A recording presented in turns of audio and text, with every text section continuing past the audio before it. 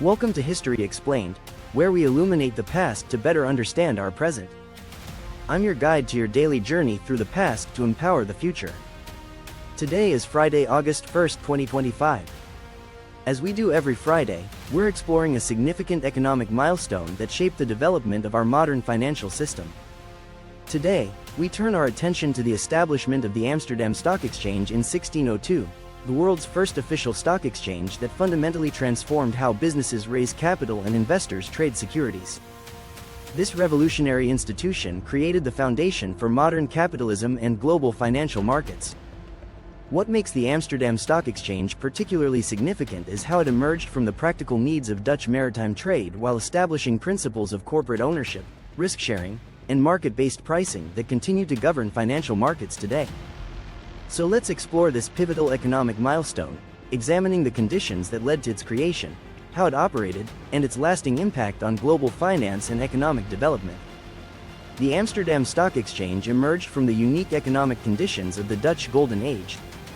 The Netherlands had recently gained independence from Spanish rule and was rapidly becoming Europe's dominant maritime trading power, with merchants establishing profitable trade routes to Asia, the Americas, and Africa. However, these long-distance trading voyages required enormous capital investments and carried substantial risks.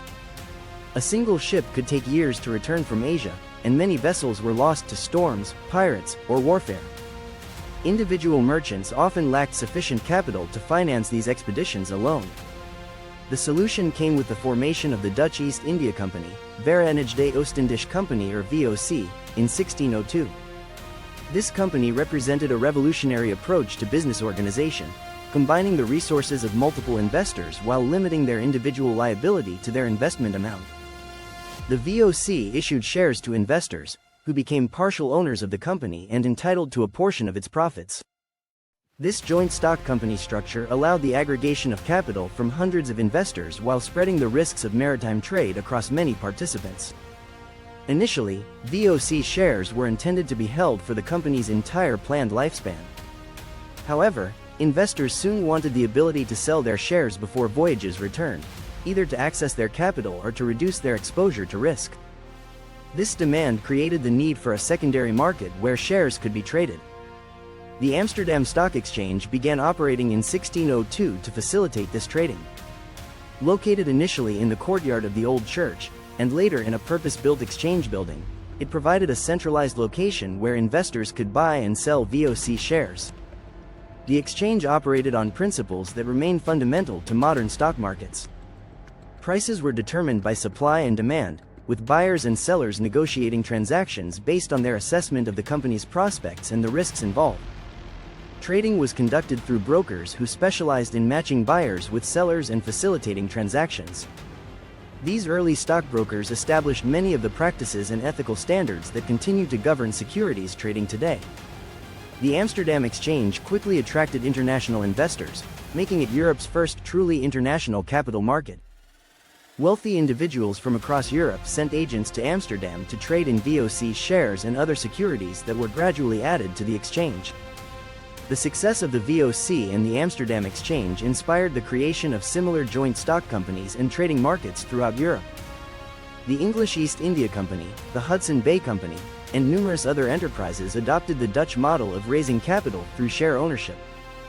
The exchange also pioneered many sophisticated financial instruments and trading practices. Investors could buy shares on margin, using borrowed money to purchase more shares than they could afford with cash alone. Short selling, where investors borrowed shares to sell them hoping to buy them back at lower prices, also emerged. Options trading developed as investors sought ways to limit their risk exposure. These early derivatives allowed investors to purchase the right to buy or sell shares at predetermined prices, providing insurance against adverse price movements. However, these innovations also created new risks and opportunities for speculation. The famous tulip mania of 1637, while primarily involving tulip bulbs rather than company shares, demonstrated the potential for speculative bubbles in organized markets. The Amsterdam Stock Exchange's influence extended far beyond the Netherlands. As Dutch merchants and capital spread throughout Europe and beyond, they carried with them the concepts and practices of stock market trading, helping to establish similar institutions in London, Paris, and other major commercial centers. The exchange also facilitated the development of modern banking and credit systems. Banks emerged to finance stock purchases, provide margin loans, and facilitate international transfers of funds for investment purposes. This financial infrastructure supported the expansion of global trade and economic development. By the 18th century, the Amsterdam Stock Exchange had evolved into a sophisticated financial market trading not only corporate shares but also government bonds, commodities, and various forms of insurance. It had become the model for financial markets worldwide. The exchange's decline began in the late 18th century as political instability and war disrupted Dutch trade networks. The rise of London as a financial center, supported by Britain's growing empire and industrial development, gradually eclipsed Amsterdam's importance in global finance. However, the Amsterdam Stock Exchange's innovations and principles had permanently transformed the global economy. The concepts of corporate ownership, limited liability, and market-based pricing that it pioneered became fundamental features of modern capitalism. Today's global financial markets, from New York to Tokyo to London, operate according to principles first established in Amsterdam over 400 years ago.